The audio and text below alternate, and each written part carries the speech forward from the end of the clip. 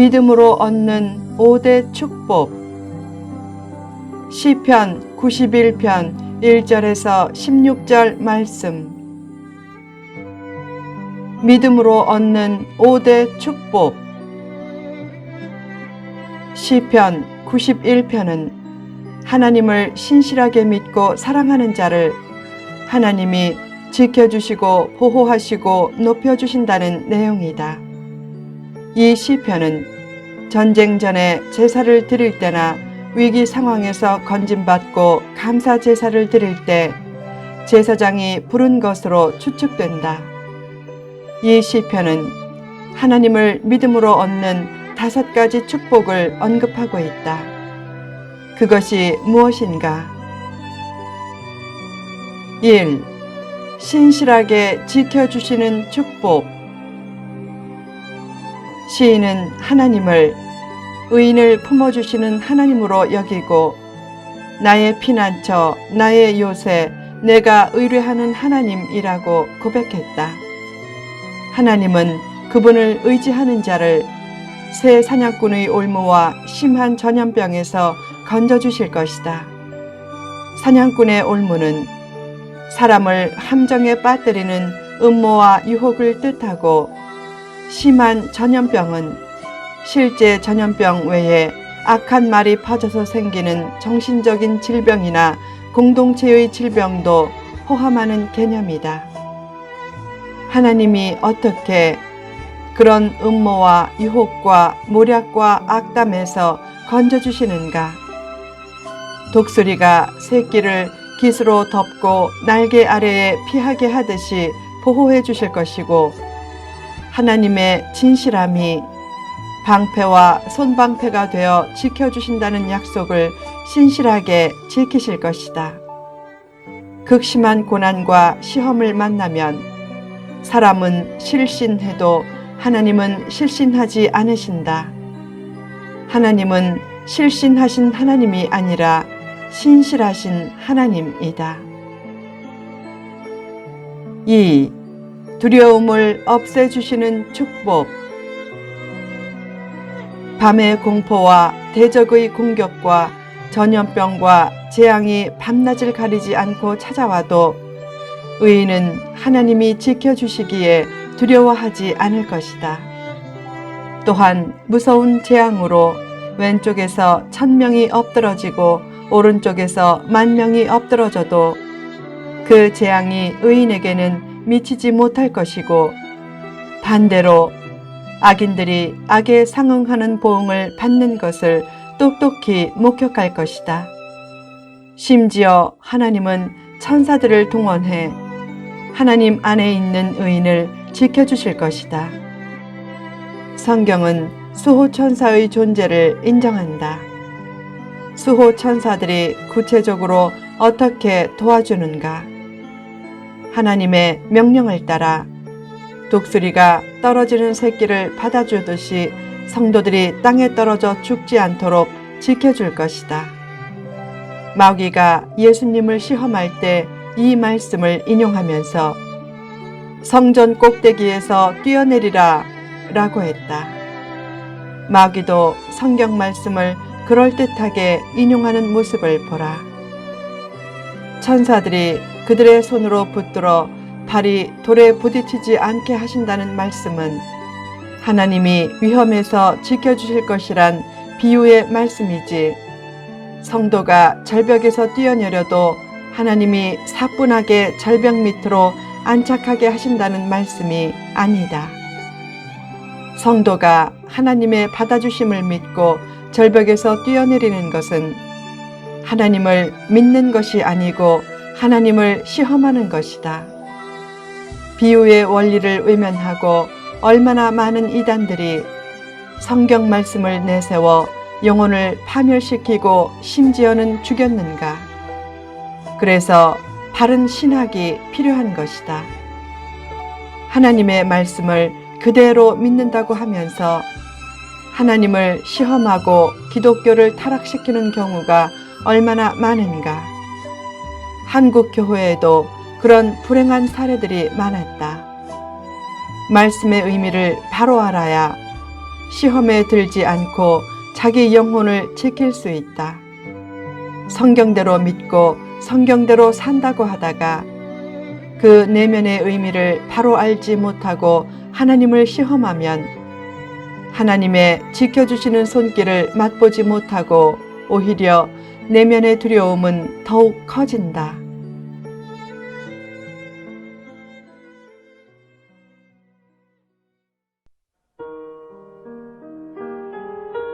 3. 이름을 높여주시는 축복. 하나님을 온전히 의지하는 의인은 어떤 강하고 무서운 대적도 가볍게 이길 수 있다. 하나님을 사랑함으로 하나님의 높여주시는 은혜를 입었기 때문이다. 하나님은 하나님을 사랑하는 자를 건져주시고 하나님의 이름을 높이는 자의 이름을 높여주신다. 하나님의 무조건적인 사랑은 한편으로는 조건적인 사랑이다. 조건적인 사랑이란 사랑과 축복을 미끼로 조건을 단다는 말이 아니라 심은 대로 거두고 행한 대로 갚아주신다는 말이다.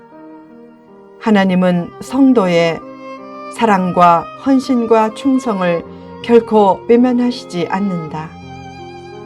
성도에게 가장 중요한 것은 하나님을 사랑하는 것이다. 하나님에 관한 지식의 크기보다 하나님을 향한 사랑의 크기가 중요하다. 사랑할 때 순종도 나오고 헌신도 나온다. 예수님도 제일 큰 계명이 무엇인가란 질문을 받으셨을 때 첫째로 하나님을 사랑하라고 하셨고 둘째로 내 이웃을 사랑하라고 하셨다. 사랑할 때는 말로만 사랑하지 말고 몸과 마음과 시간과 물질을 들이면서 사랑하라. 하나님을 말로만 사랑하지 않고 진심으로 사랑할 때 하나님이 그 이름을 높여주실 것이다. 4. 기도에 응답하시는 축복. 하나님은 간구한다고 무조건 응답해 주시지 않는다.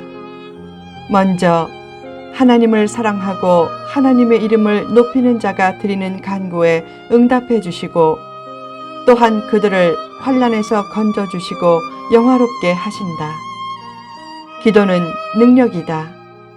더욱 정확하게 말하면 하나님을 사랑하고 높이는 자가 기도할 때 그 기도가 능력 있는 기도가 된다. 하나님을 사랑하고 높이는 삶과 반대되는 삶은 자기를 자랑하고 높이는 삶이다. 기도 응답을 원하면 제일 먼저 버려야 할 것이 자기 자랑이다.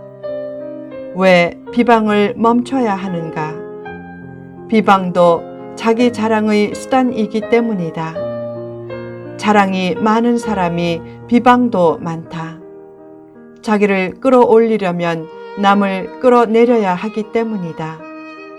선거에서는 사람의 선택을 받으려고 자기를 최대한 자랑하고 타인을 최대한 비방하지만 하나님의 선택을 받고 기도 응답을 받으려면 자기 자랑을 최대한 삼가고 하나님 사랑과 이웃 사랑을 최대한 실천해야 한다.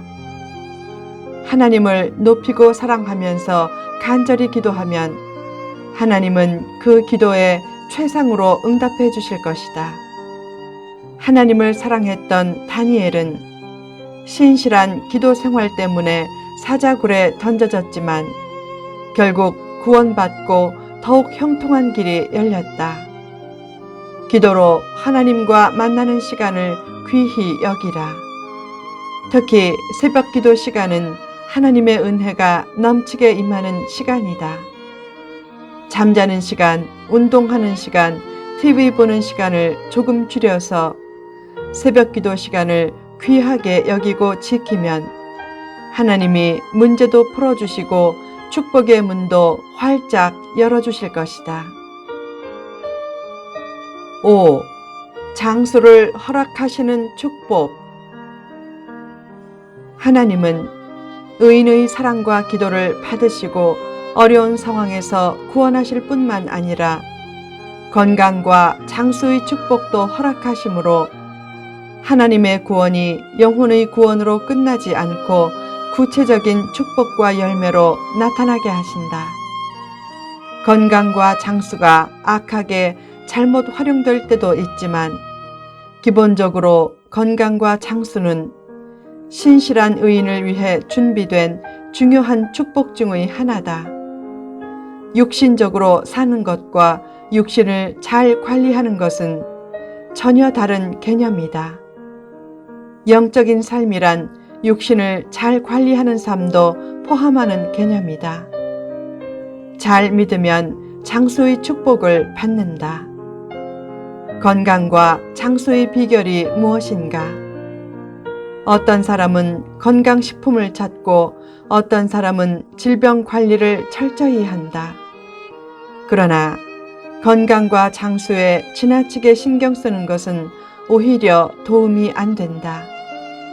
건강과 장수를 위해서는 음식 관리나 질병 관리보다 생각 관리나 태도 관리가 더 중요하다.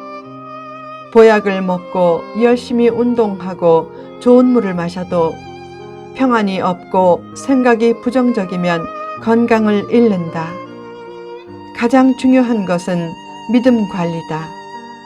하나님이 건강과 장수의 축복을 주셔야 한다. 하나님의 뜻에 자기를 유연하게 잘 맞춰가는 믿음이 건강과 장수의 최대 비결이다.